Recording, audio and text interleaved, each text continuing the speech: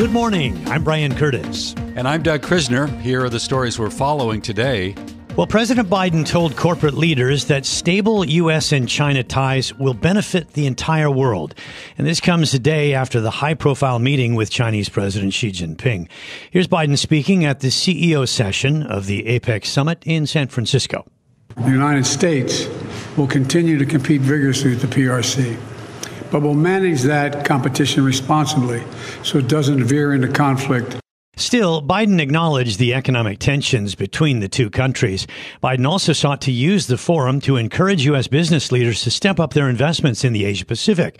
He said that it would help bring peace and stability to the region.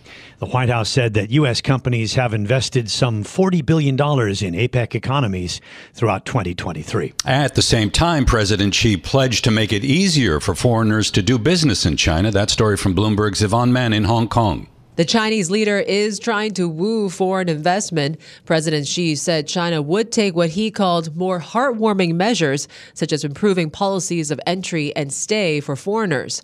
China maintains a negative list of sectors for which foreign investors are restricted or banned from taking stakes in.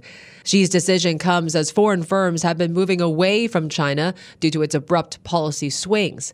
The comments mark President Xi's most direct discussion of the Chinese economy at the APEC summit. In Hong Kong, I'm Yvonne Mann, Bloomberg Radio. Not all rosy, in a sense. Alibaba shares tumbling some 9% after the company said it would delay spinning off its cloud unit. Bloomberg's Joanne Wong has the story from Taipei. Alibaba says it needs a reset, and it's not only for the cloud unit. Executives also confirmed the company is suspending a listing for its grocery business for Shippo. CEO Eddie Wu said U.S. restrictions on chip sales to China has forced the company to rethink plans to break up the empire. Instead, he'll focus on growing the cloud unit organically, and it will dole out its first ever annual dividend of $2.5 billion. The decision comes at an awkward time. Alibaba has been trying to stage a comeback from a COVID and a tech sector crackdown. That comeback now seems further out. In Taipei, I'm Joanne Wong, Bloomberg Radio. Well, after the bell, we heard from Applied Materials. The company said net sales for the first quarter will be about $6.47 billion. That's above the $6.34 billion estimated by analysts. You know, Applied Materials is America's largest maker of chip-making machinery. Its shares are down more than 7.5% in late trading after a troubling report. We have more from Bloomberg's Tom Busby. Applied Materials now facing a federal criminal investigation into charges that have violated U.S. high-tech export restrictions to China. The U.S. Justice Department is probing the company over dealings with China's biggest chipmaker, Semiconductor Manufacturing International, according to reports from Reuters. The news overshadowed positive earnings results and an upbeat forecast that the company posted earlier on Thursday. Tom Busby, Bloomberg Radio. Meantime, we're hearing that Apple is going to miss its deadline to roll out its own iPhone modem instead of using Qualcomm's. Bloomberg's Denise Pellegrini has the story. This would be the second delay, and sources say it would postpone the release of the in-house modem until at least the end of 2025, or possibly even into 2026. That's the final year of Apple's recently extended contract with Qualcomm. And this is really an egg-on-your-face moment for Apple. It has thousands of people working on this modem project, and in addition to labor costs, Apple paid $1 billion to buy Intel's modem division and then went on a hiring spree to build that out. And even if Apple does finally get its own modem up and running, it would still need to test it with hundreds of wireless carriers, all while making sure not to infringe Qualcomm's current patents. Denise Pellegrini, Bloomberg Radio. Amazon will be able to sell cars from Hyundai directly to customers now through its website beginning next year. Now, currently, Amazon shoppers can choose a car from multiple automakers, but they can't actually purchase it on Amazon. They need to be connected with a dealer to complete the deal. So this upcoming partnership between Amazon and Hyundai could potentially prompt other car manufacturers to follow suit. Now, Hyundai is saying it's hopeful that Amazon's platform will help it juice sales. Now it's time for global news. While speaking to the APEC gathering, President Joe Biden said that the spirit of hope had opened again in the Indo-Pacific. Ed Baxter has news from the 960 newsroom in San Francisco. Ed? Yeah, you hit it, Brian. Biden says partnerships are being formed. Is inclusive, where workers are empowered and their rights are respected.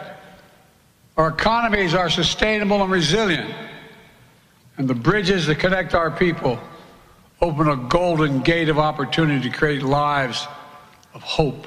And President Xi Jinping message to the U.S. through APEC aimed at the U.S. We, the largest developing country, that is China, and the largest developed country, the United States, we must get along with each other. And Bloomberg's Anne-Marie Hordern says the big win is that they actually met. She says the main deliverables were arranged before the meetings. And the main deliverable and win is that Xi Jinping and President Biden are meeting, and President Biden received a big loud of applause from these individuals, which are coming out now from this summit. When he said that we have reinstated military-to-military communication. Now, the U.S. rolling out what it calls a presidential memorandum of advancing worker empowerment today globally. Secretary of State Antony Blinken at APEC. It's pretty basic. We believe that every worker deserves to have their rights and dignity respected. And he's talking globally. Blinken says workers need to be at the decision-making table. Israel's army now controls Gaza's harbor after clearing the area and dismantling 10 tunnel shafts.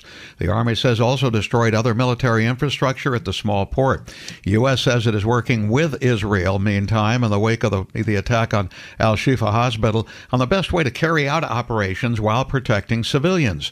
State Department spokesman Matthew Miller. What is the best way to implement protection for civilians in southern Gaza? And we continue to work through those details, but it's a conversation that's ongoing with the Israeli government right now. Miller says there are continuing talks about the best way to locate hostages and get release. He does say the body of one was found at the hospital. The White House is commenting on posts made by Elon Musk about the Jewish Anti-Defamation League that have been criticized as anti-Semitic. NSC spokesman John Kirby. We certainly abhor comments that are anti-Semitic in tone, and certainly don't associate ourselves with the comments that he might have made last night. I mean, that's just unacceptable.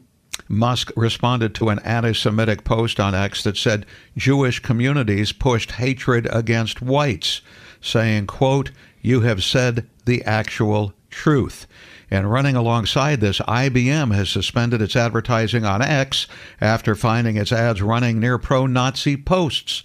Media Matters found IBM, Apple, Oracle, Xfinity, and the Bravo Network. Global news 24 hours a day and whenever you want it with Bloomberg News Now in San Francisco. I'm Ed Baxter, and this is Bloomberg.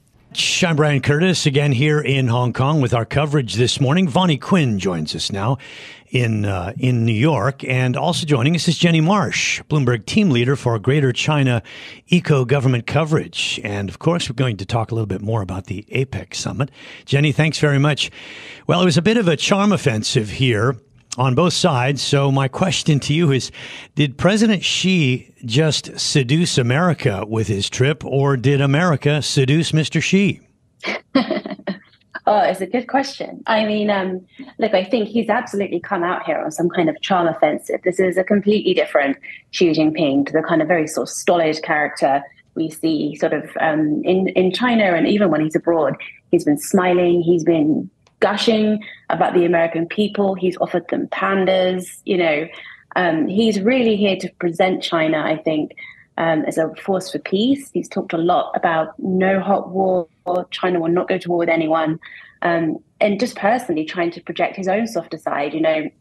State media yesterday were very active on Twitter, sort of pushing out these images of Biden and Xi looking at Biden's iPhone. There's a photograph on it of Xi as sort of quite a dapper young man 38 years ago in front of the Golden Gate Bridge on his first publicly known trip to the US. He accepted a basketball shirt from an American basketball team later on stage from California Governor Gavin Newsom. Then there was this panda pledge. There's a lot of sort of soft power engagement going on here to project the softer side of Xi. I think, to the American public, but also to sort of American investors who feel like China has become this much more kind of hostile place to foreigners in general. And I think Xi is on a mission to kind of soften the image of China and make people feel like their money is welcome back in China. It also seems like the Chinese delegation and everyone associated ignored or downplayed the dictator comment, which was made sort of ad hoc by President Biden. Does this indicate that it would take a lot for any backsliding now? So, for example, the spy balloon, the incidents like that will maybe go unnoticed on both sides for some time? Yeah, I mean, I think that was an unfortunate comment. Once Biden was given the question, he had no choice really but to respond in the way that he did.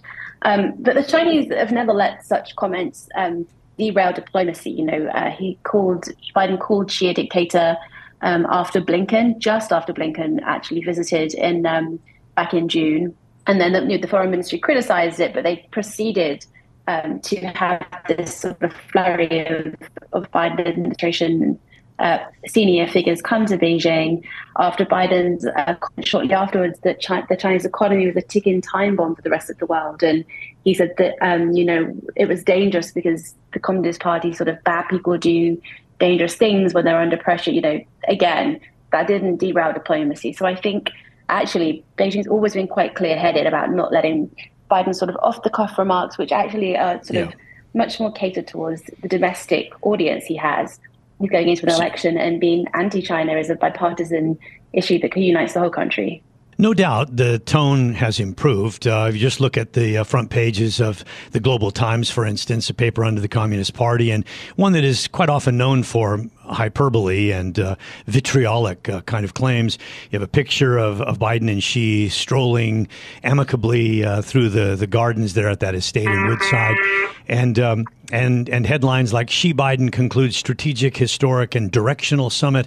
The future of, in another story, the future of U.S.-China relations created by the people, President Xi noted. The question is, does it actually translate to improved policies? Now, we did have President Xi pledging to make it easier for foreigners to do business in China. Can you give us some of the broad outlines of that? I mean, he's made this pledge, and his government's made this pledge so many times now. But what he's talking about here are sort of smaller things that are going to make people's lives easier. So that's in terms of talking about visas, access to financial, medical, and other sort of services for people like executives who are living in China.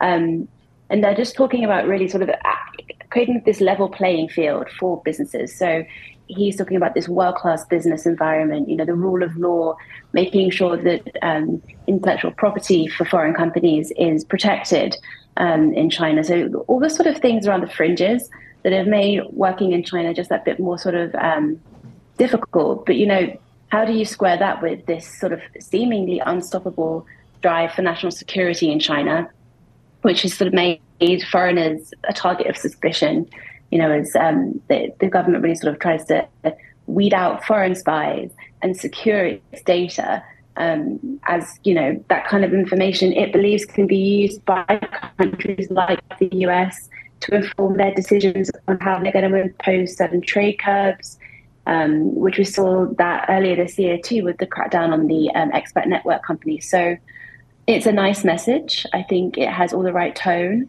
but how do you square it with the security concerns? And I think that is the real problem in China's policy at the moment. On the one hand, you do have this drive for foreign business and to welcome it. On the other hand, the impetus to sort of ramp up security is backed by Xi. So how they're going to sort of get those two things to work together in harmony, I think is probably the biggest challenge facing his government. Yeah, well, I guess it's a step, and like you say, I mean, if you trust and you believe that the other side is not really out to undermine you, then you are not so obsessed with security. So we'll see whether this tone holds, and obviously there's going to be developments on a daily basis from which to judge. Jenny, thanks so much for joining us here live on the program. Jenny Marsh, Bloomberg team leader for Greater China and economic and government coverage in the Bloomberg News team based here with us in Hong Kong. This is Bloomberg Daybreak Asia, your morning brief on the stories making news from Hong Kong to Singapore and Wall Street. Look for us on your podcast feed every day on Apple, Spotify, and anywhere else you get your podcasts. You can also listen live each day on Bloomberg 1130 in New York. Bloomberg 99.1 in Washington, Bloomberg 106.1 in Boston, and Bloomberg 960 in San Francisco. Our flagship New York station is also available on your Amazon Alexa devices. Just say, Alexa, play Bloomberg 1130. Plus, listen coast to coast on the Bloomberg Business app, Sirius XM Channel 119, the iHeartRadio app, and on Bloomberg.com. I'm Brian Curtis. And I'm Doug Krisner. Join us again tomorrow for all the news you need to start your day right here on Bloomberg Daybreak Asia.